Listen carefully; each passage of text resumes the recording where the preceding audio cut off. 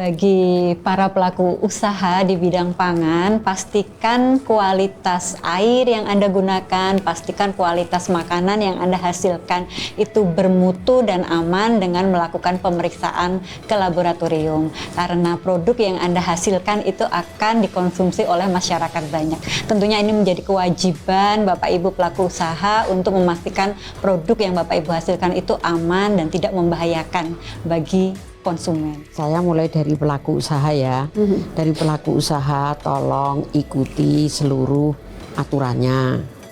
Kemudian tolong konsisten terhadap janjinya apa.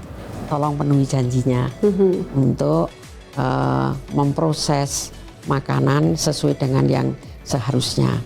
Jangan pernah memaksakan ketika itu tidak memenuhi. Kemudian kepada masyarakat, tolong pilih dan pilah supaya Anda aman dan mendapatkan makanan yang bermutu.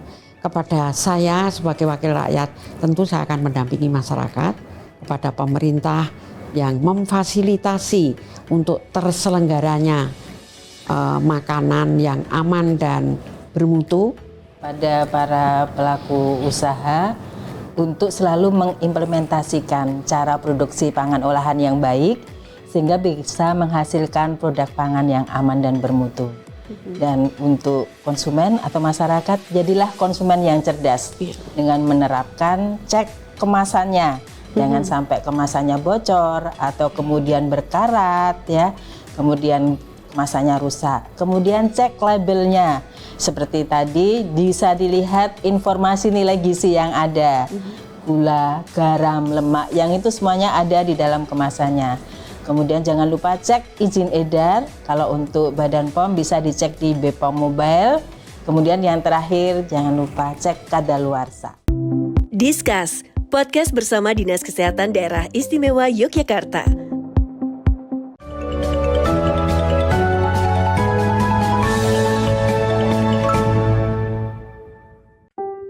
Makanan yang terlihat enak belum tentu aman dikonsumsi. Tanpa disadari, bahan pangan yang tidak diolah dengan benar dapat membawa makanan menjadi penyebab keracunan, diare, hingga penyakit serius. Karena itu, keamanan pangan harus sangat diperhatikan. Keamanan pangan bisa dimulai dari rumah. Keluarga memiliki peran penting dalam menyiapkan makanan yang aman, sehat, dan layak konsumsi. Ada 5 kunci keamanan pangan keluarga yang perlu diterapkan setiap hari.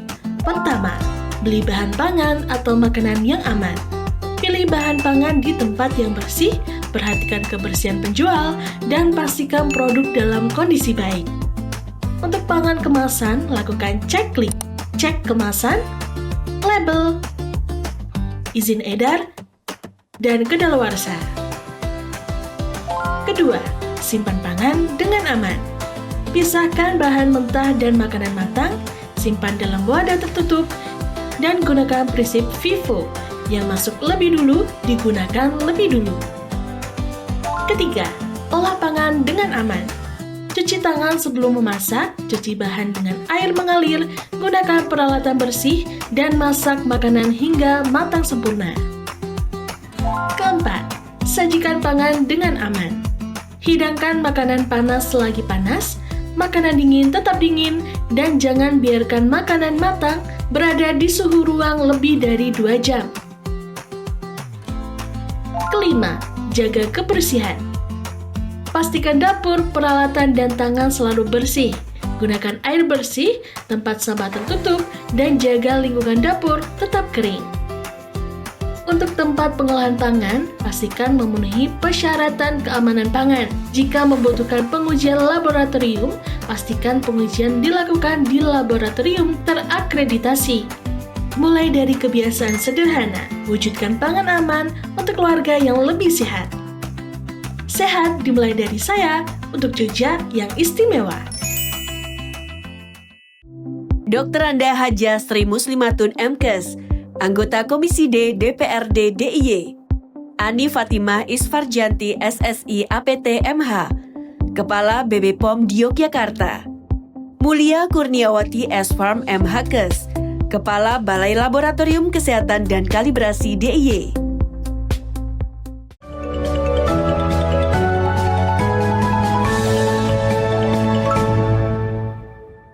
Assalamualaikum warahmatullahi wabarakatuh. Salam sejahtera untuk kita semua. Shalom, Om Swastiastu, Namo Buddhaya, dan salam kebajikan untuk kita semua. Halo Sobat Sehat dimanapun Anda berada, salam sehat. Bahagia rasanya saya Artika Amelia dapat kembali menyapa Anda dalam Diskusi Kesehatan Podcast bersama Dinas Kesehatan Daerah Istimewa Yogyakarta.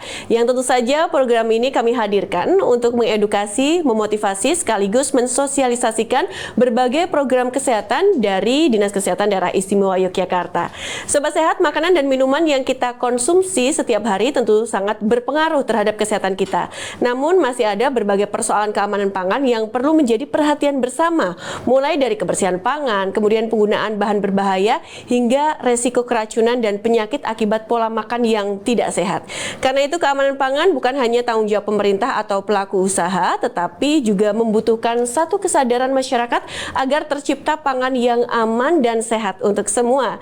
Diskus kali ini kita akan mengangkat tema keamanan pangan untuk Jogja Sehat, dan kita akan membahas bagaimana kondisi keamanan pangan di daerah istimewa Yogyakarta, upaya pengawasan yang dilakukan, serta pentingnya peran regulasi dan laboratorium dalam melindungi kesehatan masyarakat.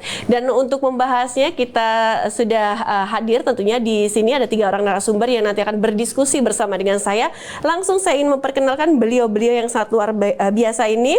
Yang pertama, beliau adalah Kepala BPOM di Yogyakarta, ada Ibu Ani Fatimah Isfarjanti SSI APT MH. Bu Ani, kabar baik Ibu? Alhamdulillah, kabar baik, sehat. Dan bahagia. Oh iya, yang paling penting itu ya Ibu betul, ya. Terima kasih atas kehadirannya di Diskus. Kemudian yang luar biasa, di tengah-tengah kesibukannya juga menyempatkan diri untuk hadir hari ini. Beliau adalah Ibu Dr. Anda Hajah Sri Muslimatun MKes, anggota Komisi D DPRD Daerah Istimewa Yogyakarta. Bu Sri, Assalamualaikum, kabar baik Ibu? Alhamdulillah baik, tetap sehat, tetap semangat juga. tetap semangat, dan semakin bermanfaat. Amin, baik. Terima kasih. Kemudian terima kasih juga Kepala Balai Laboratorium Kesehatan dan Kalibrasi Dinkes DIY, ada Ibu Mulia Kurniawati S-Farm MHkes. Bu Mulia, kabar baik juga? Kabar baik, alhamdulillah. Alhamdulillah. Terima kasih sudah hadir di Diskus hari ini. Terima kasih kembali Mbak Tika. Oke, kita langsung saja mungkin yang pertama saya ke Bu Ani terlebih dahulu. Ibu, kalau kita berbicara tentang keamanan pangan dan juga ini khususnya untuk masyarakat saat ini, kenapa sih isu ini memang sangat penting untuk kita diskusikan dan kita angkat bersama, Ibu? Ya. Jadi seperti kita ketahui di dalam Undang-Undang Pangan ya tahun 2012 yang menyatakan bahwa keamanan pangan ini sangat penting untuk menjaga agar makanan yang kita konsumsi itu aman. Di mana makanan ini harus terhindar dari cemaran mikrobiologi, cemaran kimia, dan cemaran fisika, dan tentu saja tidak bertentangan dengan agama. Oleh karena itu, karena pangan ini dikonsumsi setiap hari, sehingga sangat penting untuk mengetahui bahwa pangan itu memang aman untuk dikonsumsi. Oke, kalau selama ini ada temuan-temuan yang mungkin juga sudah ditemukan BPOM juga di lapangan seperti apa, Bu, khususnya di DIY? Ya. Jadi kami melakukan pengawasan berkaitan dengan pangan ini hampir setiap hari, Mbak Artika. Tiap hari, Bu? Iya, jadi mungkin masyarakat tahunya kami hanya bergerak kalau mau lebaran saja ya. Jadi kami melakukan pengawasan itu bukan hanya di sarana distribusinya atau di penjualannya, tapi kami juga melakukan pengawasan di sarana produksinya. Jadi di pabriknya yang membuat produk pangan tersebut. Sehingga kami akan melakukan pengawasan itu mulai dari produsen sampai kemudian dijajakan atau distribusikan dan kemudian dikonsumsi oleh masyarakat. Seperti itu. Jadi tidak hanya momen-momen tertentu lebaran ataupun juga ya momen spesial begitu ya? Tidak, kami setiap hari. Jadi kami setiap hari itu bisa datang langsung melakukan inspeksi ya. Kami melakukannya secara mendadak. Itu jadi di pasar atau di mana nih, Bu? Bisa di mana saja, bisa di pasar, bisa di toko, bisa di grosir, ataupun bahkan langsung ke produsennya. Baik itu produsen besar yang mempunyai nomor izin edar Badan POM yaitu MD, atau ke produsen yang UMKM kecil yang mempunyai nomor PIRT seperti itu. Oke, nah misalnya nih Bu, andaikan ditemukan yang tidak sesuai, apa yang nantinya akan dilakukan? Hanya memberikan teguran kah atau langsung izin edarnya dicabut atau bagaimana? Untuk pemahaman untuk kita semua. Ya, baik. Jadi kami melakukan beberapa tingkatan dari yang kami sebut dengan pembinaan.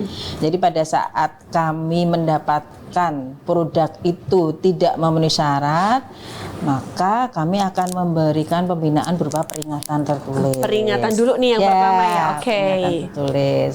Kemudian mereka harus memperbaiki kondisi itu. Misalnya, jika higienis sanitasinya itu kurang bersih, apa nih yang harus dilakukan oleh produsen itu.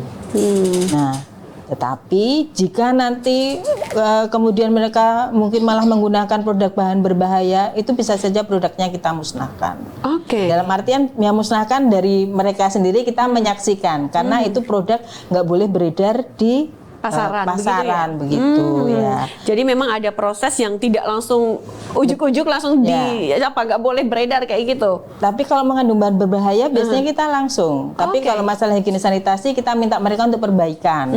Perbaikan dulu, karena kalau higienis sanitasi biasanya lebih ke arah bagaimana mereka mengimplementasikan cara produksi pangan olahan yang baik. Itu biasanya kalau ditemukan seperti misalnya tercemar bakteri dan sebagainya, biasanya berasalnya dari situ mereka belum mengimplementasikan cara produksi pangan olahan yang baik sehingga produk pangannya terkontaminasi. Oke, baik. Nanti kita lanjutkan lagi ya Bu ya. Saya mungkin ke Bu Sri. Bu Sri, ini ada data juga yang menyebutkan bahwa kita lihat nih ada data KLB keracunan pangan di DIY yang meningkat signifikan hingga 95% di tahun 2025. Nah, bagaimana dari DPRD sendiri memandang urgensi penguatan regulasi keamanan pangan untuk saat ini, Bu? Ya kami sangat memperhatikan begitu. Ternyata memang betul. Jadi menurut keterangan beliau-beliau ini ternyata terjadi keracunan karena higiene pengolahannya tidak sehat, higiene sanitasi. Kemudian sekarang ini terjadi pergeseran penyakit dari penyakit menular menjadi penyakit tidak menular, dan DIY itu sangat memprihatinkan, pergeserannya luar biasa. Kenapa begitu, Bu? Ya, jadi karena gaya hidup, pola makan, style. Jadi terpapar terlalu banyak garam, gula, lemak dan lain sebagainya, sehingga sekarang itu ditemukan misalnya penyakit diabetes yang meningkat drastis di DIY ya. Hipertensi, tekanan darah tinggi, bahkan sekarang anak-anak yang gagal ginjal banyak. Kebetulan saya juga mengelola sebuah rumah sakit, jadi saya mengikuti benar, dan oleh karena itu memang harus diperhatikan mulai dari farm, dari petaninya kan banyak nih yang terkait, pertanian, perikanan banyak banget nih. Kemudian distributornya siapa, yang ngolah siapa, bagaimana ngolahnya, sampai di meja makan. Sampai disajikan, sampai dikonsumsi oleh anak-anak. Meja makan dalam artian ya bisa meja makan restoran, mungkin UMKM angkringan, mungkin kafe-kafe, ya semuanya bisa kemungkinan. Sehingga kami ya, karena saya memang mitra pemerintah, DPRD itu termasuk penyelenggara pemerintahan, membersamai organisasi pemerintah daerah, tentu gubernur dan dinas-dinas yang ada di sana. Sehingga jika perlu memang ya harus diperbaiki perdanya begitu. Oke. Nah, kalau kita lihat juga kan sekarang ini banyak nih gerai jajanan, warung-warung kecil, kemudian juga selain itu ada kantin sekolah, ada juga penjual keliling, nah, seperti itu. Nah, kemudian dari sisi regulasi apakah memang sudah menyentuh ini penyedia makanan untuk yang mereka-mereka ini? Nah, sebetulnya regulasinya ada mulai dari undang-undang, peraturan menteri. Banyak menteri yang membuat peraturan nih. Kan yang terkait banyak banget nih. Masing-masing menteri punya. Kemudian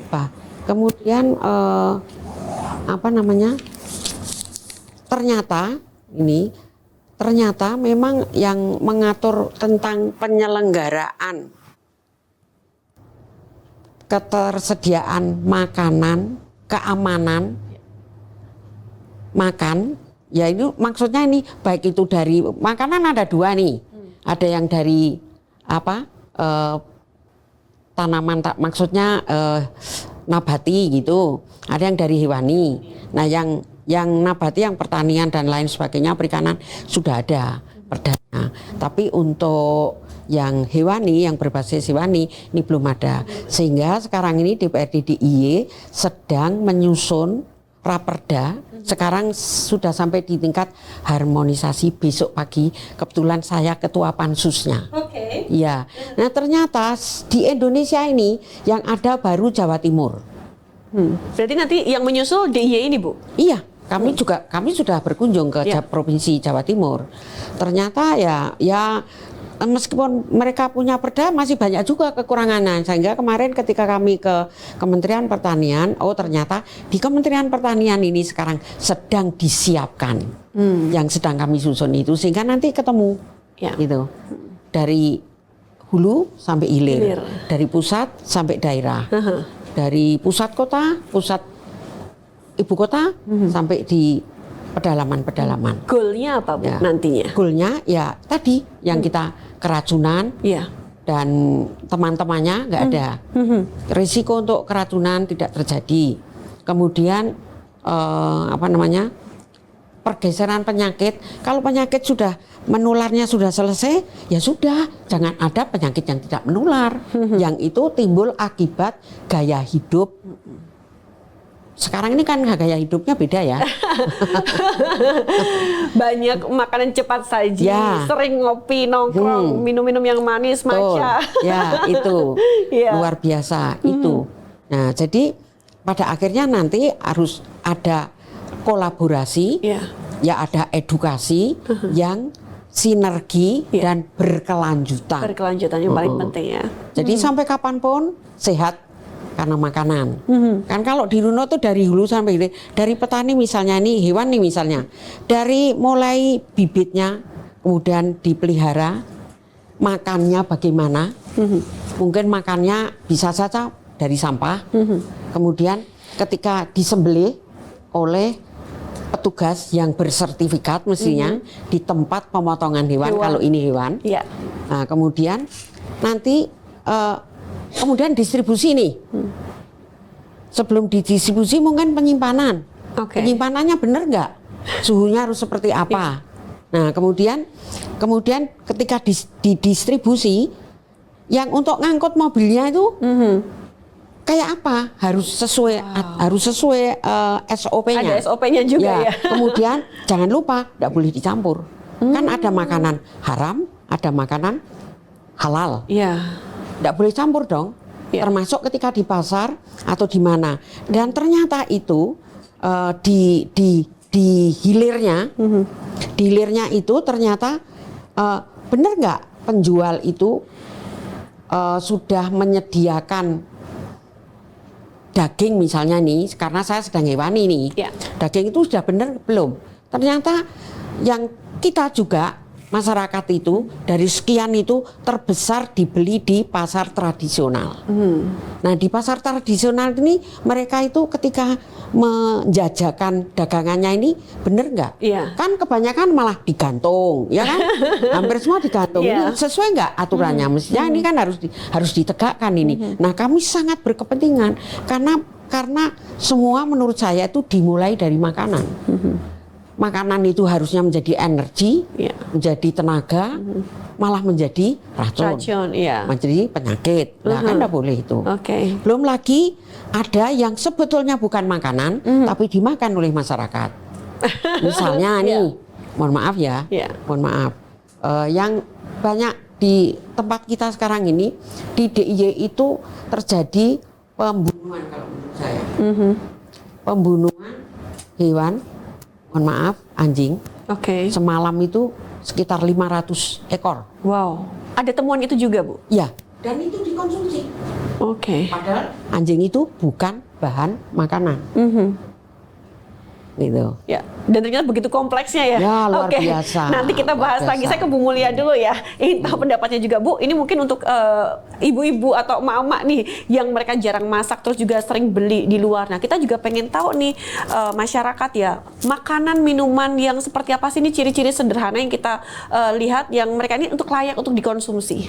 memang kalau hanya secara visual itu kan memang nantinya hanya dugaan gitu. Kita melihat suatu makanan kok warnanya mencolok, begitu menariknya, sangat mencolok, itu kan patut menjadi kecurigaan ya, yang pertama itu. Kemudian misalnya untuk makanan seperti mie basah kok misalnya kenyal sekali, atau kemudian dalam waktu sekian lama kok dia masih awet aja gitu ya. Itu kan kemudian juga menjadi kecurigaan. Cuma pada akhirnya kecurigaan-kecurigaan, dugaan-dugaan itu kan kemudian hanya bisa dipastikan kebenarannya itu dengan hasil pengujian laboratorium. Disitulah kemudian peran laboratorium dalam keamanan pangan ini. Jadi dugaan-dugaan kok misalnya ada makanan kok warnanya terlalu mencolok, atau makanan kok awet banget ini berhari-hari kok tidak mengalami pembusukan. Nah itu kan patut menjadi kecurigaan, dan disitulah kemudian apabila masyarakat ataupun mungkin dari dinas kesehatan yang melakukan sampling itu kemudian memasukkan sampel itu ke laboratorium untuk dipastikan benar tidaknya ada kandungan yang membahayakan. Bisa jadi mungkin pengawet yang tidak diperbolehkan atau pewarna yang tidak diperbolehkan. Itu yang kemudian patut menjadi kecurigaan dan dibuktikan kebenarannya itu melalui pemeriksaan laboratorium, Mbak Tika. Tapi kalau misalnya dilihat dari kasat mata secara visual aja itu pasti bisa beneran nggak sih ini nggak boleh dikonsumsi, ini terlalu warnanya merah banget, ini berarti nggak boleh gitu, itu nggak bisa diklaim seperti tentunya itu. Belum tentu ya Mbak Tika, cuma memang menjadi kewaspadaan ya, itu ketika kemudian masyarakat tidak cukup mampu mengakses pemeriksaan laboratorium, itu bisa menjadi kewaspadaan awal masyarakat ketika akan mengkonsumsi makanan ya, apakah warnanya yang terlalu mencolok atau teksturnya yang sangat kenyal, misalnya untuk seperti mie. Bakso itu menjadi kewaspadaan awal untuk masyarakat ketika memang tidak mempunyai akses untuk melakukan pemeriksaan laboratorium. Oke. Beberapa waktu yang lalu juga Bu, ini kan ada berita tuh, misalnya ada keracunan massal seperti itu, ataupun keracunan di satu titik di tempat tertentu. Nah itu bagaimana dari proses pemeriksaan laboratorium sehingga kita ini tahu untuk sumbernya itu dari mana begitu? Ketika ada kejadian disebutnya KLB ya, kejadian luar biasa keracunan makanan. Nanti dinas kesehatan itu akan bergerak untuk melakukan pengambilan sampel dari baik itu sampel sisa makanannya atau mungkin dari mutahan atau mungkin dari feses ya, dari korban itu. Kemudian itu yang akan dibawa ke laboratorium. Nanti akan ada pemeriksaan laboratorium untuk memastikan apakah benar ini mengandung cemaran biologis ya, biasanya kalau untuk keracunan pangan, apakah benar mengandung bakteri-bakteri yang berbahaya yang kemudian mencemari, menyebabkan keracunan itu. Nah dari laboratorium nanti akan memastikan, oh benar ini misalnya positif, misalnya E. coli atau positif Staphylococcus aureus. Jadi seperti itulah peran kemudian laboratorium dalam keracunan pangan. Kami memberikan bukti ilmiah untuk kemudian regulator ya, dalam hal ini dinas kesehatan bisa melakukan tindak lanjut. Nah, dari hasil tindak lanjutnya ilmiah. seperti apa biasanya mungkin juga dilakukan? Misalnya kita udah tahu nih penyebabnya apa. Itu nanti akan menjadi ranahnya dinas kesehatan ya Mbak. Kemudian dinas kesehatan akan melakukan surveillance untuk kemudian tahu ini nih penyebabnya. Kemudian akan bisa merumuskan upaya pencegahan selanjutnya seperti apa, menjadi bahan edukasi bagi para pelaku usaha. Kemungkinan kan dari pihak catering atau mungkin kalau yang banyak sekarang SPPG ya, itu kan menjadi upaya perbaikan ke depannya agar kejadian seperti itu tidak terulang lagi. Oke, baik nih. Gimana Bu Sri? Mau menambahin juga nggak Bu? Ini kalau mungkin Ibu kan juga sering melihat terjun langsung ke lapangan begitu kan, tidak hanya penjual, mungkin juga konsumen juga yang mungkin dengan warna-warna yang mencolok itu malah menjadi satu daya tarik tersendiri juga. Atau mungkin keluhan-keluhan masyarakat yang ada di lapangan ini apa selama ini Bu? Ataupun penjual? Kalau yang mencolok-mencolok itu ya kemudian disukai oleh anak-anak, sehingga kantin-kantin atau penjual keliling ya yang ada di sekolah-sekolah itu ya, jadi betul sekali tadi dari Balai POM itu tidak hanya ketika mau lebaran kelilingnya, justru harus kan yang sangat berisiko ini anak-anak ini yang jajanan itu, yang warnanya yang macam-macam, kita juga nggak ngerti ngolahnya seperti apa. Menggoda soalnya Bu warnanya. Ya sangat menggoda, iya sangat menggoda sehingga ya saya misalnya kadang-kadang saya terjun loh ke dapur-dapur itu, beneran, iya. Dan saya juga dengan Ya saya harus pede, karena kalau enggak ya nggak boleh masuk. Saya dari yang DPRD DIY, saya Komisi D boleh nggak masuk? Gitu. Oh boleh Bu, kayak gitu-gitu. Meskipun ini untuk diri saya sendiri, Baik. saya enggak, karena saya tidak sedang dinas nih. Tetapi karena saya wakil masyarakat, wakil rakyat, maka saya harus melihat dengan langsung. Dan ketika nanti kami rapat kerja, rapat koordinasi, nah itu akan saya sampaikan. Oke, nanti kita pengen tahu juga Bu, yang ada di sana seperti apa sih prosesnya, sudah sesuai dengan SOP-nya atau belum ya? Tapi kita jeda dulu, nanti kita akan lanjutkan kembali untuk diskusi kita hari ini. Dan tentunya jangan kemana-mana, kita akan saksikan terlebih dahulu ada video informasi dari Dinas Kesehatan Daerah Istimewa Yogyakarta berikut ini.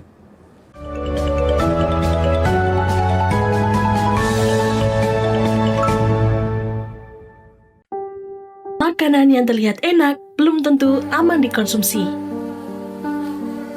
Tanpa disadari, bahan pangan yang tidak diolah dengan benar dapat membawa makanan menjadi penyebab keracunan, diare, hingga penyakit serius. Karena itu, keamanan pangan harus sangat diperhatikan. Keamanan pangan bisa dimulai dari rumah. Keluarga memiliki peran penting dalam menyiapkan makanan yang aman, sehat, dan layak konsumsi. Ada 5 kunci keamanan pangan keluarga yang perlu diterapkan setiap hari. Pertama, beli bahan pangan atau makanan yang aman. Pilih bahan pangan di tempat yang bersih, perhatikan kebersihan penjual, dan pastikan produk dalam kondisi baik. Untuk pangan kemasan, lakukan checklist, cek kemasan, label, izin edar, dan kedaluarsa. Kedua, simpan pangan dengan aman. Pisahkan bahan mentah dan makanan matang, simpan dalam wadah tertutup, dan gunakan prinsip FIFO, yang masuk lebih dulu, digunakan lebih dulu. Ketiga, olah pangan dengan aman. Cuci tangan sebelum memasak, cuci bahan dengan air mengalir, gunakan peralatan bersih, dan masak makanan hingga matang sempurna. Keempat, sajikan pangan dengan aman. Hidangkan makanan panas selagi panas, makanan dingin tetap dingin, dan jangan biarkan makanan matang berada di suhu ruang lebih dari 2 jam. Kelima, jaga kebersihan. Pastikan dapur, peralatan, dan tangan selalu bersih. Gunakan air bersih, tempat sampah tertutup, dan jaga lingkungan dapur tetap kering. Untuk tempat pengolahan pangan, pastikan memenuhi persyaratan keamanan pangan. Jika membutuhkan pengujian laboratorium, pastikan pengujian dilakukan di laboratorium terakreditasi. Mulai dari kebiasaan sederhana, wujudkan pangan aman untuk keluarga yang lebih sehat. Sehat dimulai dari saya untuk Jogja yang istimewa.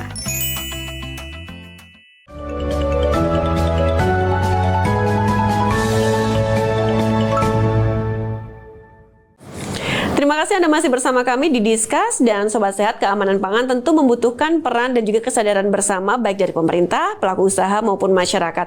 Tentu saja di segmen yang kedua kali ini kita akan membahas berbagai upaya, edukasi dan juga langkah nyata dalam mewujudkan keamanan pangan untuk Jogja Sehat. Dan kita lanjutkan kembali untuk perbincangan kita. Tadi sempat terjeda saya ke Bu Sri. Ibu, gimana Bu? Tadi sudah terjun langsung begitu kan ke tempat yang mereka-mereka ini dapurnya ya, masak gitu. Ya. Sudah sesuai SOP atau belum atau bagaimana Bu? Ya jadi begini, Mbak Tika, Arika, Mbak ya. Ika, Mbak Tika, ya. DPR itu kan punya tugas pokok fungsi 3, 1 Ya. legislasi, 2 penganggaran, Pengawas, ya. 3 pengawasan. Ya. Sekarang tentang Raperda makanan berbasis hewani, kami sedang menjalankan tugas legislasi. Ketika saya di lapangan, saya sedang menjalankan tugas saya sebagai tugas pengawasan, menjaring aspirasi masyarakat termasuk aspirasi dari penyelenggara itu. Gitu. Nah, kemudian hasilnya tentu bukan ranah saya untuk mengambil tindakan. Ya. Bukan ranah saya. Jadi berhenti di situ. Oh, tidak sesuai SOP, titik. Selanjutnya, ya tentu yang berkepentingan di dalam Raperda ini kami juga akan menyusun siapa berbuat apa. Nanti. Nah, kemudian supaya aplikatif, tentu Raperda ini nanti akan ditindaklanjuti dengan peraturan gubernur. Gitu. Berarti ini artinya sekarang ini masih proses ya Bu ya? Ya untuk yang hewani. Yang hewani. Karena kita sedang menyiapkan perdanya kan. Jadi ya memang kami menjaring aspirasi itu dari mana-mana, dari masyarakat, dari ahli, dari akademisi, dari praktisi, semua dimintai masukan. Oke, baik. Dari Bu Ani sendiri nih, kalau kita lihat dari sisi pengawasan juga nih, bagaimana bisa mengawasi peredaran-peredaran makanan, minuman dan lain sebagainya yang harusnya tidak ada kandungan zat yang berbahaya, yang mungkin juga selama ini sudah dilakukan seperti apa, Bu? Iya. Jadi selain pengawasan di sarana produksi maupun distribusi, sebenarnya Badan POM atau Balai POM itu semuanya memiliki tugas melakukan sampling dan kemudian melakukan pengujian. Dan kami juga mempunyai laboratorium yang sudah terakreditasi. Kami melakukan pengujian berdasarkan prioritas sampling. Jadi dari kondisi-kondisi yang ada di masyarakat itu, dari pusat kemudian menentukan mana yang akan dilakukan pengambilan sampel, kemudian dilakukan pengujiannya. Nah, dari hasil pengujian itu yang nanti akan ditindaklanjuti. Jika itu memang membahayakan masyarakat, maka bisa saja dilakukan penarikan dan bahkan mungkin bisa dilakukan pencabutan nomor izin edar yang sudah dikeluarkan oleh Badan POM. Dan juga kalau misalnya itu berhubungan dengan produksi industri rumah tangga yang nomor perizinannya dikeluarkan oleh Dinas Kesehatan, kami berkoordinasi dengan Dinas Kesehatan menyampaikan bahwa ternyata produk ini dengan nomor PIRT sekian ternyata mengandung bahan berbahaya atau mungkin dari sisi yang lain kurang bagus untuk dikonsumsi oleh masyarakat. Itu kita sampaikan. Seperti misalnya tadi mengandung bakteri ya, misalnya ada E. coli-nya, ada Staphylococcus, itu kita sampaikan hasilnya kepada Dinas Kesehatan agar mereka bisa melakukan pembinaan. Namun untuk yang menjadi domain kami adalah yang bernomor izin edar Badan POM, kita tindak lanjuti bersama dengan pusat. Oke, kalau dari sisi pengambilan sampelnya sendiri itu dilakukan secara acak atau mungkin juga berdasarkan ada laporan dari mana, kemudian dari Badan POM sendiri langsung melakukan ngecek seperti itu atau bagaimana yang dilakukan? Ya, jadi ada dua, kami melakukan secara rutin, jadi tanpa adanya aduan dari masyarakat, kita memang sudah punya perencanaan bahwa pangan itu akan kita ambil setiap bulan dalam setahun ini ya, dalam setahun. Kemudian kami melakukan sampling itu bisa kita lakukan di mana saja, baik itu di pasar tradisional, di grosir, kemudian juga di toko, bahkan juga di sarana produksinya sendiri untuk bisa secara baik mewakili dari sampel tersebut. Namun bisa juga itu kita lakukan berdasarkan aduan dari masyarakat. Betul. Ya, misalnya ada yang mengadukan bahwa tadi ditemukan mungkin kok bakso yang ini kok rasanya kok kenyal sekali. Nah, dari itu kita kemudian bisa turun untuk kemudian melakukan penelusuran dan juga melakukan pengujian. Dan itu pun juga dilakukan. Ini setiap hari ini juga sudah melakukan ini juga Bu, inspeksi juga kemana-mana juga. Siap, tapi mendadak sehingga berarti kalau mendadak artinya rahasia ya. Rahasia, betul. Dan kami kalau turun mungkin kami juga harus ini surat tugas. Jadi mohon nanti juga kita sampaikan kepada masyarakat, semua petugas kami dilengkapi dengan surat tugas. Jadi misalnya didatangi oleh Balai POM, minta mereka untuk menunjukkan surat tugas. Oke, baik. Terima kasih Bu Ani. Saya ke Bu Mulia. Bu Mulia, kalau kita pengen menguji sendiri, begitu kan, kita ke Balai Labkes seperti itu, apakah bisa, misalnya ini pangannya kok kayaknya ada hal yang mencurigakan, kita ke Labkes gitu bisa nggak? Oh, bisa sekali Mbak Tika, bisa sekali. Prosedurnya seperti apa? Nanti cukup melakukan pendaftaran, bisa secara langsung, bisa secara online.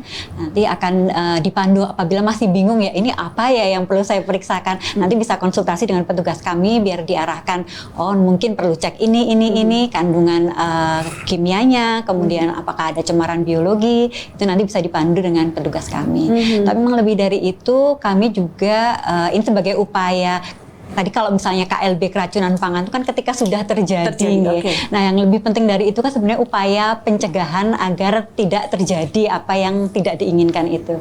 Jadi salah satu peran laboratorium juga dalam upaya pencegahan terjadinya keracunan makanan itu adalah dengan di awal itu kami memeriksa untuk persyaratan sanitasi laik hygiene-nya. Oke. Jadi dari setiap tempat pengolahan pangan, biasa disingkat TPP, ketika mereka akan memulai usaha itu ada persyaratan bahwa mereka harus memiliki sertifikat laik hygiene. Nah, salah satu syarat untuk bisa memperoleh sertifikat itu adalah pengujian laboratorium. Jadi nanti akan diperiksa kualitas airnya yang digunakan, apakah ada cemaran mikrobiologinya atau tidak. Kemudian dari sampel makanannya, apakah mengandung cemaran mikrobiologi, apakah mengandung zat tambahan berbahaya atau tidak. Jadi itu menjadi pemeriksaan awal ketika tempat pengolahan pangan itu mau beroperasi. Itu menjadi upaya pencegahan di awal supaya kemudian TPP yang beroperasi itu memang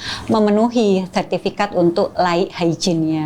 Seperti itu. Dan itu wajib untuk dilakukan oleh semua TPP yang ada, begitu? Betul, itu wajib. Mereka harus memiliki sertifikat untuk laik hygiene-nya. Oke, kalau andai kata misalnya ada ditemukan juga TPP yang mereka tidak ada sertifikat laik hygiene-nya sendiri, apa yang nanti akan dilakukan? Seharusnya memang di awal, kemudian karena itu menjadi syarat, tentunya izinnya menjadi tidak terbit.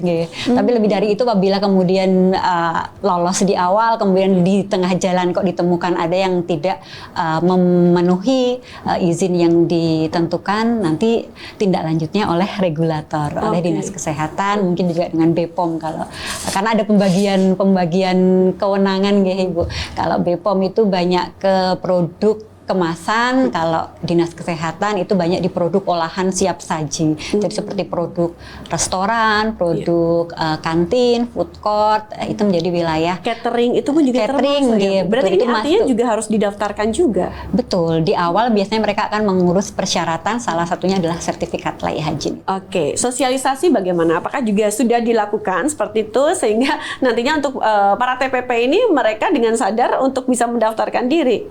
Betul. Sudah dilakukan. Kalau kami sebagai laboratorium, kami biasanya menggandeng dari perkumpulan hotel dan restoran, namanya PHRI gitu ya.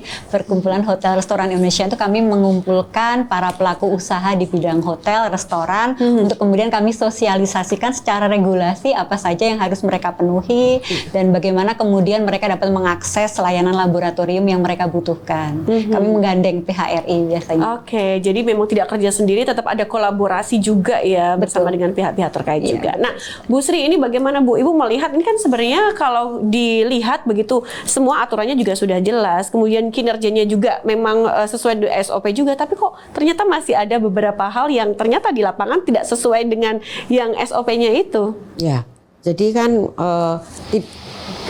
SOP itu bukan satu-satunya.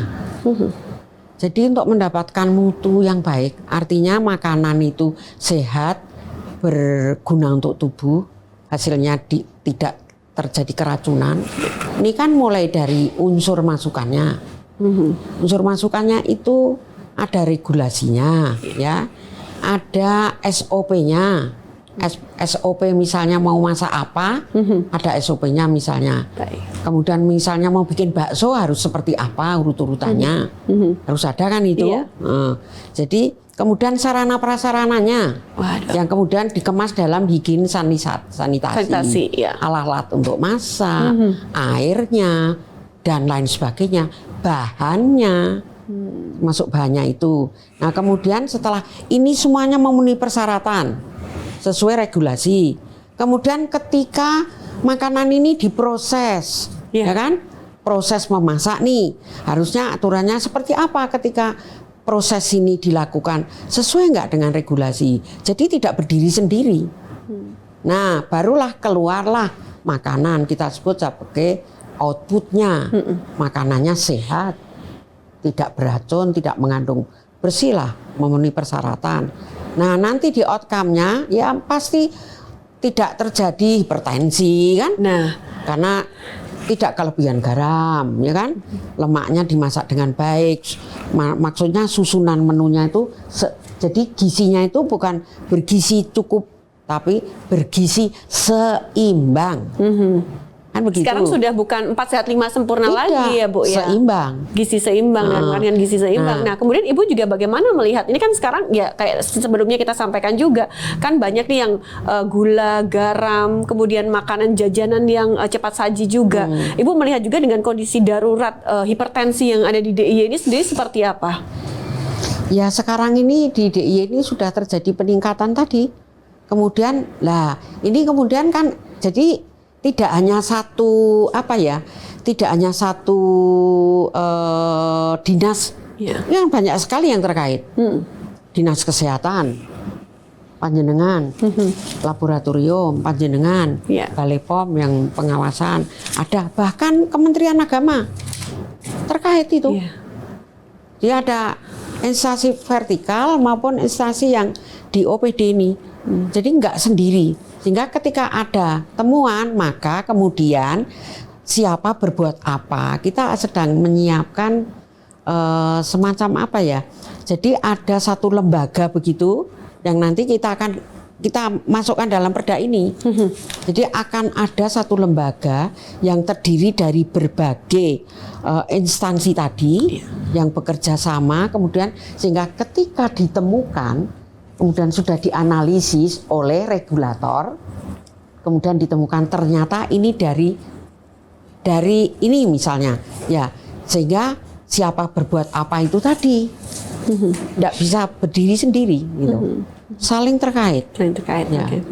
Oke, kalau melihat tantangan dari sisi keamanan pangan kondisi saat ini seperti apa sih Bu? Kan sangat beda banget ya. Kalau zaman dulu nih mungkin kalau ibu saya cerita kita makan apa aja bebas tetap sehat, umur panjang. Tapi kalau sekarang kan kita lihat di berita-berita juga anak-anak kecil yang dia udah ada yang cuci darah dan lain sebagainya. Itu bagaimana? Miris sekali kondisi ini. Nah itu karena dia makan bergizi tapi tidak seimbang. Contohnya pengawetnya kan tidak seimbang. Harusnya bahan makanannya sekian, harusnya cuma sekian ppm gitu, tetapi diberinya lebih supaya enak. Misalnya seperti itu. Kalau dulu kan tidak, bikin bakso ya bakso aja, daging saja. Sekarang mungkin baksonya bukan daging sapi. Iya, kan ini campuran juga, Bu. Iya. Jadi ini sangat kompleks dan memang ternyata itu termasuk keracunan saja. Kita sekarang ini hampir setiap hari kita menyaksikan di mana keracunan, di mana keracunan, di mana keracunan. Itu baru dari keracunan. Yang lain, nah kalau yang kemudian yang ginjal, kanker bahkan, gagal ginjal, kanker, hipertensi, stroke kan. Bahkan jadinya, efeknya bisa jangka panjang juga ya, Bu. Iya, seperti itu. Nah ini kan tentu harus ada edukasi, ya kan? Edukasinya ya dari mana ya, dari hulu ke hilir semua harus mendapatkan edukasinya, gitu. Dan keluarga pun juga sangat penting juga. Wah, luar biasa, terutama ibu. Kalau menurut saya ini, ibu itu terutama penting banget ini. Padahal mungkin juga makan di rumah udah makanan yang sehat, gizinya juga sudah seimbang, tapi di luar kan kita nggak bisa ngontrol kan jajanan anak-anak juga ya. Itu. Oke, baik. Nah, Bu Ani, kalau kita pengen tahu juga dari BB POM sendiri, bagaimana nantinya bisa mendorong para pelaku usaha nih, khususnya jasa boga, catering, mereka ini memiliki satu kesadaran terhadap keamanan pangan tanpa harus menunggu sidak gitu. Kalau sidak kan udah kaget, udah shock duluan ya. Jadi kita sadar dulu deh, kita kan memang bekerja di industri makanan, begitu. Apa yang bisa meningkatkan kesadaran diri itu? Ya, makasih Mbak Artika. Jadi untuk para pelaku usaha, terutama yang akan mendaftarkan produknya menjadi produk yang mempunyai nomor izin edar Badan POM, itu kami melakukan berbagai tahap untuk akhirnya dia bisa mendapatkan nomor izin edar itu. Kita menghadirkan yang namanya bimbingan teknis. Oh, BIMTEK ya? Betul, mereka diberi pemahaman bagaimana mereka harus memproduksi Dan juga seperti yang disampaikan oleh Bu Sri, dari hulu ke hilir ya Bu ya. Jadi bukan hanya cara masaknya saja, tetapi juga bahan bakunya seperti apa. Bahan baku yang dipakai jangan sampai tadi ya Bu ya, mungkin ditambahkan pengawet yang banyak. Nah itu sampai akhirnya mereka mendapatkan sertifikat cara produksi pangan olahan yang baik. Nah walaupun tadi juga disampaikan oleh Bu Sri, sudah dapat itu implementasinya ya Bu ya, di lapangannya seperti apa. Sudah dapat sertifikat atau sertifikat like hygiene tadi, tetapi ternyata tidak diterapkan. Nah, itu kan juga akan Tapi ada kayak gitu, Bu? ya Masih pasti ada lah, masih ada seperti itu.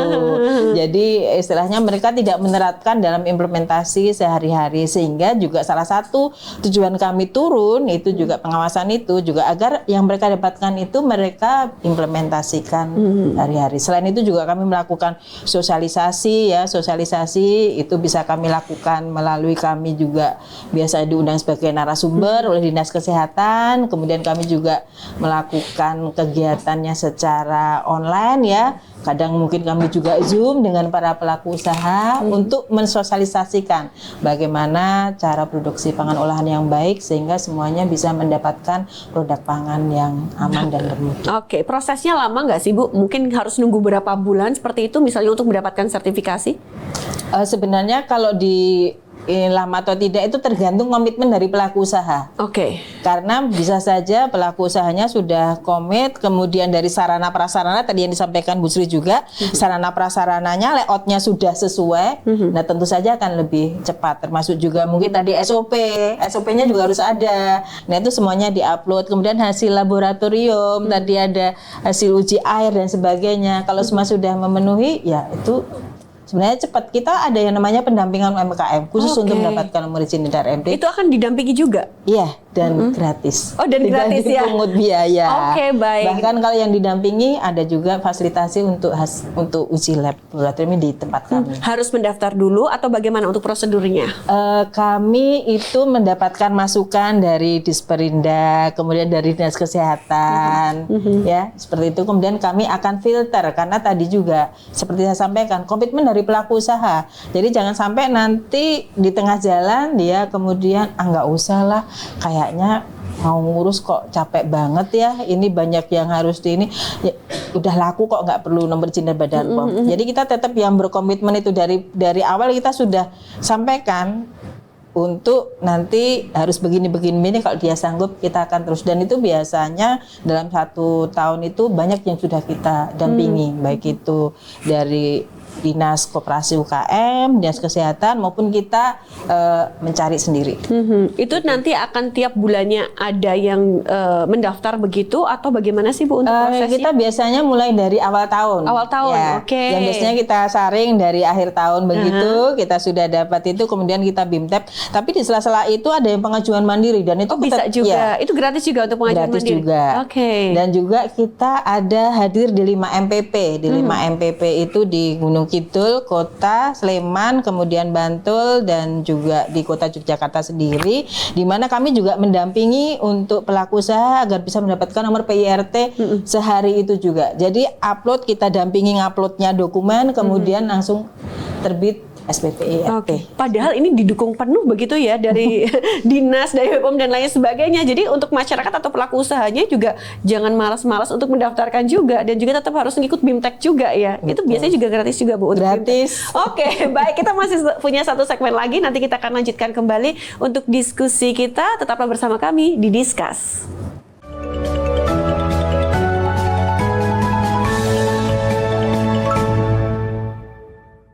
Terima kasih Sobat Sehat, Anda masih bersama kami di Discuss dan tidak terasa kita sudah di segmen akhir. Kita lanjutkan kembali untuk perbincangan kita. Saya ke Bu Mulia. Ibu, ini kalau kita lihat yang masak gitu kan di dapur besar nih, misalnya usaha catering, kan nggak cuma 1-2 orang yang masak, juga nggak cuma 1-2 orang. Nah bagaimana nih, kita juga pengen tahu keterlibatan mereka ini sudah tersertifikasi atau belum, kemudian juga pernahkah mereka ini mendapatkan mungkin ada sosialisasi dan lain sebagainya. Itu bagaimana Bu? Bu? Iya, betul Mbak Tika.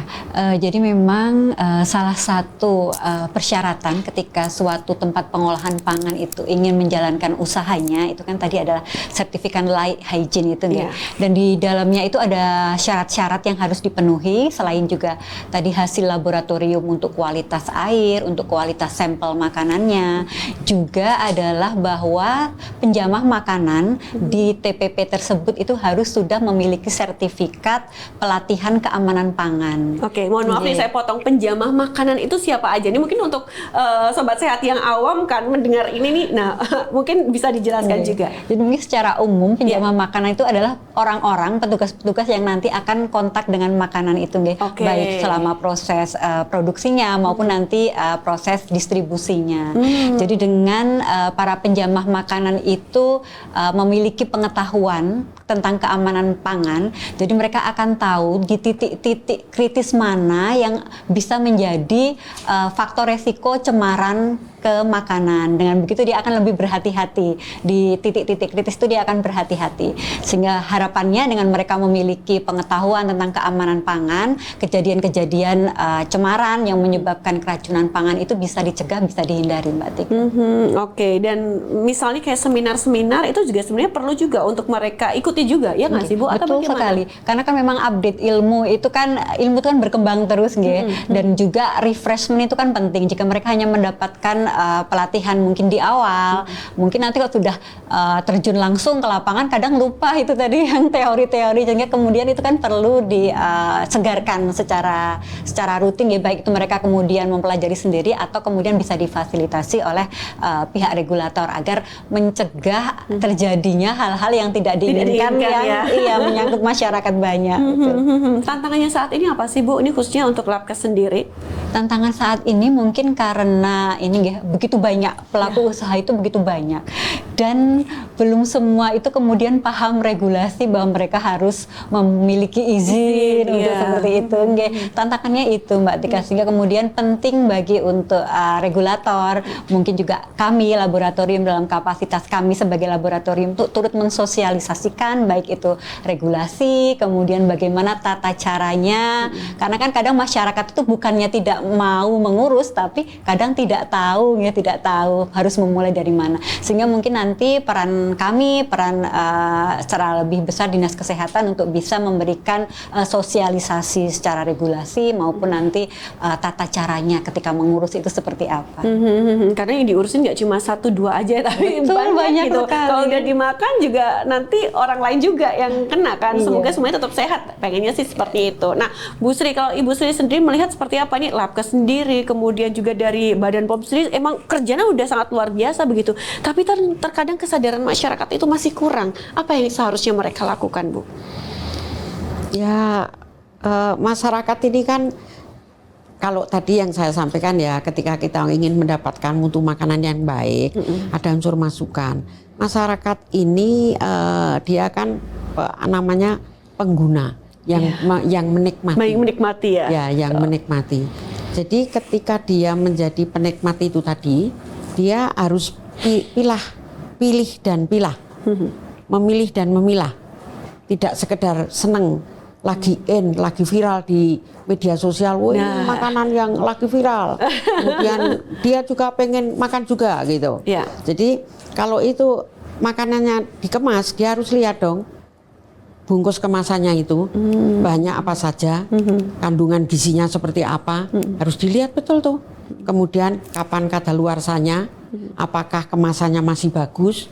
Jadi dia harus bijaksana ini untuk memilih dan memilah supaya dia aman, mendapatkan asupan gizi yang seimbang, aman dan nyaman. Oleh karena itu tadi penyelenggaraan keamanan dan mutu makanan. Jadi keamanannya dan mutunya, gitu. Jadi tidak sakit dan berguna untuk tubuhnya.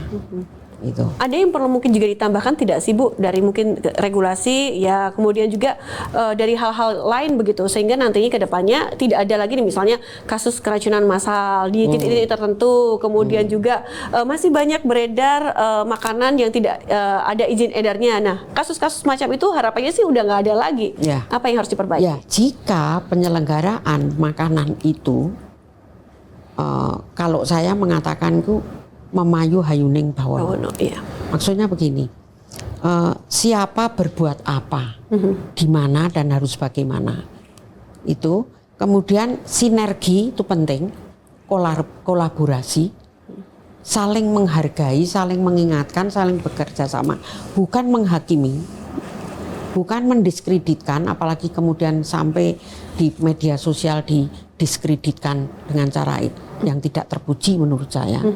Jadi harus arif bijaksana. Maka yang saya katakan memayu hayuning bawono untuk orang DIY ini gotong royong dalam arti kata yang utuh gitu. Sinergi, kolaborasi tadi, saling mengingatkan, saling menjaga itu, saling menghargai, saling menghormati, itu menjadi sangat penting. Coba kalau kita semua seperti itu, maka siapa berbuat apa harus seperti apa, ini bisa betul-betul ditegakkan, sehingga insya Allah kalaupun terjadi keracunan itu betul-betul KLB, kejadian luar biasa yang tidak disangka-sangka, ada sesuatu yang itu di luar mungkin ulah manusia, mungkin. Tapi harapannya udah nggak ada hal-hal seperti itu lagi ya Bu ya. Mestinya begitu kalau semua menjalankan. Contohnya gini loh, saya pertama kali saya juga gimana cara menilainya. Hewan ketika mau dipotong nih, hewannya tuh harus dalam keadaan bahagia. Iya, oke. Ya, ini untuk mutu makanannya. Apakah daging ini akan menjadi bermutu ketika hewannya ketika mau dipotong dia tidak bahagia, dia tersiksa. Sakit juga nggak boleh ya Bu? Nggak boleh sakit, panas nggak boleh. Bagaimana ngukurnya? Tapi ternyata kan ada ukurannya. Ada ukurannya, oke. Dan ini harus kita sepakati, kemudian kita karena sudah sepakat, ya namanya sudah sepakat, ya mulai dari komitmen, kemudian konsisten untuk menjalankan, gitu. Sehingga tadi tidak hanya aman, tapi juga bermutu. Gitu. Oke, semoga semua pihak juga harapannya bisa menjalankannya begitu ya Bu ya. Oke, baik. Kalau dari sisi Bu Ani sendiri, nah ini bagaimana agar masyarakat sendiri juga nantinya akan lebih bijak nih Bu untuk memilih kemudian mengkonsumsi makanan ataupun juga minuman tentu saja untuk kesehatan, dan itu tidak hanya untuk sekarang aja, tapi kita juga investasi masa depan juga kan, kesehatan. Nggak mungkin sekarang pengennya sehat terus, pengennya sih kayak gitu. Ya, jadi sebenarnya memang kami itu menganggap bahwa konsumen ini adalah juga salah satu pengawas ya, selain dari pemerintah ya atau lintas sektor. Jadi kalau dari sisi pelaku usaha itu sebenarnya dia juga harus bertanggung jawab terhadap produk yang mereka hasilkan. Jadi tadi harus aman dan bermutu ya Bu ya. Jadi bukan hanya karena saya udah dapat nomor izin terus terserah. Enggak, tapi dia juga bertanggung jawab atas produk yang dia produksi. Kemudian mungkin kalau udah di pasaran atau kemudian di sarana itu dari pemerintah, dari Badan POM, dari Dinas Kesehatan itu juga punya tugas. Dan yang terakhir ada di konsumen ini. Konsumen itu juga mempunyai hak untuk mendapatkan produk yang aman dan bermutu, dan mereka juga mempunyai hak juga untuk mengadukan atau mungkin komplain terhadap dari pengusaha itu kalau mereka mendapatkan pangan yang tidak aman dan komplainnya biasanya kemana sih Bu? Biasanya kalau netizen tuh ke media sosial ya. Ya, jadi sebenarnya ada berbagai cara ya. Bisa juga komplain kalau misalnya itu bentuknya istilahnya kemasan dan misalnya itu dibeli di suatu tempat, itu pertama bisa saja komplain ke tempatnya. Tapi biasanya juga di dalam label itu ada kan pelayanan konsumen. Ke situ ya, berarti bukan ke media sosial yang akan merusak usahanya gitu. Ya mungkin itu kan pengen viral aja ya. Jadi sebenarnya di situ ada pelayanan konsumen, bisa disampaikan langsung, atau juga misalnya memang itu dalam artian masyarakat ingin menjadi perhatian, bisa juga adukan kepada kami di Balai POM. Kita juga ada WA unit layanan pengaduan konsumen dan kita jamin kerahasiaannya. Oke, baik. Ada wadahnya loh kalau mau komplain gitu kan. Jadi kan kalau selama ini saya juga sering baca kan ada nih di beberapa media sosial kemudian memviralkan dan itu juga kadang mematikan usaha. Harusnya kan kayak gitu nggak boleh ya Bu? Ya. Seharusnya nggak boleh. Seharusnya disampaikan aja baik-baik Iya, dengan disampaikan pelaku usahanya baik-baik, ya. betul. Kalau misalnya itu langsung pangan siap saji ya, sampaikan aja. Ini kok ada tambahan rambutnya atau tambahan yang Karena lainnya. semuanya bisa disampaikan dengan baik-baik ya. Oke, baik. Waduh, ngobrolnya luar biasa sekali Bu Ani, Bu Sri dan juga Bu Mulia. Ini nggak kerasa kita sudah di segmen akhir. Tentu saja kita harus minta closing statement dari masing-masing narasumber yang mungkin ini disampaikan untuk Sobat Sehat. Harapan atau mungkin ada hal-hal terkait tema hari ini. Mungkin yang pertama dari Bu Mulia terlebih dahulu, silahkan. Ya, terima kasih Mbak Tika. Ya, baik, bagi para pelaku usaha di bidang pangan, pastikan kualitas air yang Anda gunakan, pastikan kualitas makanan yang Anda hasilkan itu bermutu dan aman dengan melakukan pemeriksaan ke laboratorium. Karena produk yang Anda hasilkan itu akan dikonsumsi oleh masyarakat banyak. Tentunya ini menjadi kewajiban Bapak Ibu pelaku usaha untuk memastikan produk yang Bapak Ibu hasilkan itu aman dan tidak membahayakan bagi konsumen. Oke, terima kasih Bu Mulia. Bu Sri, mau nggak silakan Ibu? Ya, saya mulai dari pelaku usaha ya. Dari pelaku usaha tolong ikuti seluruh aturannya. Kemudian tolong konsisten terhadap janjinya apa. Tolong penuhi janjinya untuk memproses makanan sesuai dengan yang seharusnya. Jangan pernah memaksakan ketika itu tidak memenuhi. Kemudian kepada masyarakat, tolong pilih dan pilah supaya Anda aman dan mendapatkan makanan yang bermutu. Kepada saya sebagai wakil rakyat, tentu saya akan mendampingi masyarakat, kepada pemerintah yang memfasilitasi untuk terselenggaranya makanan yang aman dan bermutu. Ya, mestinya juga sebagai fasilitator tentu juga harus menjalankan kewajibannya dengan baik dan benar. Oke, baik. Terima kasih Bu Sri. Monggo silakan Bu Ani. Ya, pada para pelaku usaha untuk selalu mengimplementasikan cara produksi pangan olahan yang baik sehingga bisa menghasilkan produk pangan yang aman dan bermutu. Dan untuk konsumen atau masyarakat, jadilah konsumen yang cerdas dengan menerapkan cek kemasannya. Jangan sampai kemasannya bocor atau kemudian berkarat ya.